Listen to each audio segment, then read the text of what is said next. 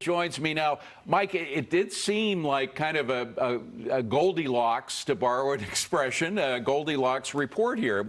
It was much better than expected, but not so strong that it might spook the Fed in thinking about keeping the rates as they are. Yeah, again, another massive revision downwards, kind of offset the excess strength from this month. Like, this was a huge beat relative to expectations. So I think, rate cuts later this year are definitely still on the table. President calling for them this morning.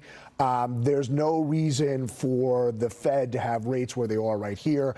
I don't know that he can go to 2% overnight, but if the Fed were to cut, 50 to 100 basis points by the end of the year, I do not, that in normal times where everything wasn't so politicized, that would be completely on the table for the Fed. We'll see how it actually plays out. Now we got these big tech earnings this week. Of course, Microsoft and Meta were blowout numbers, and the stocks rose as a result.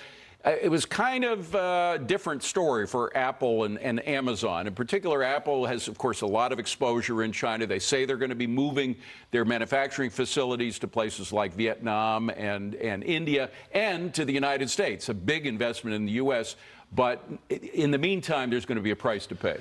Yeah, so what's putting pressure on the stock right now is the guidance for the services. So services is your app store. So every application, everything that's sold that you buy through your iPhone, Apple takes a little vig. The guidance for that going forward was not what the market wanted. In fact, I don't think they guided at all. That's the growth engine. It's not the number of iPhones that they sell. It's the services unit, because it's high margin, high multiplier. And with all of the artificial applications coming online, that's what's going to be the next boom for Apple. And that's also the argument for the bull argument goes that to be able to run these AI applications on your phone, you're going to need an upgrade. So this should be still be the largest super cycle for upgrades ever in the history of the iPhone. And quickly, Amazon? Yes, so Amazon, was down last night. We've recovered. I think people were holding their breaths, ready to hear really negative things about tariffs. And then, the night before with Microsoft and Meta, we kind of let the cat out of the bag that this AI build-up, this AI trade is not falling apart. And you got further verification from Amazon. Not quite what the street wanted, but still this arms race to build these data centers to do these complex computing transactions.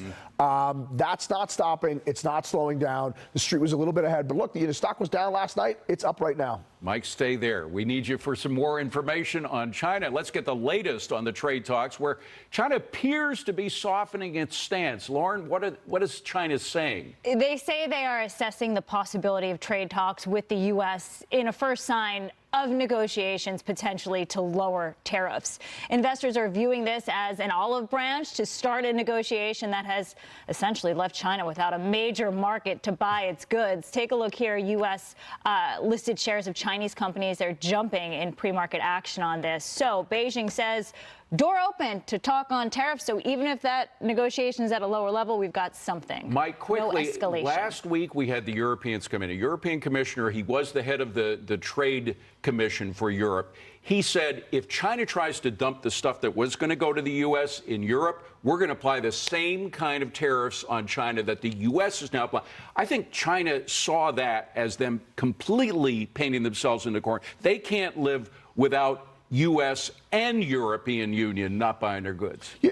China blinking, China coming to the table was always an inevitability. Right, we hold all the weights in this argument. The trade imbalance between the two countries is so massive, and China needs to be able to make this cheap, what, and send it to the rest of the world to keep their population employed.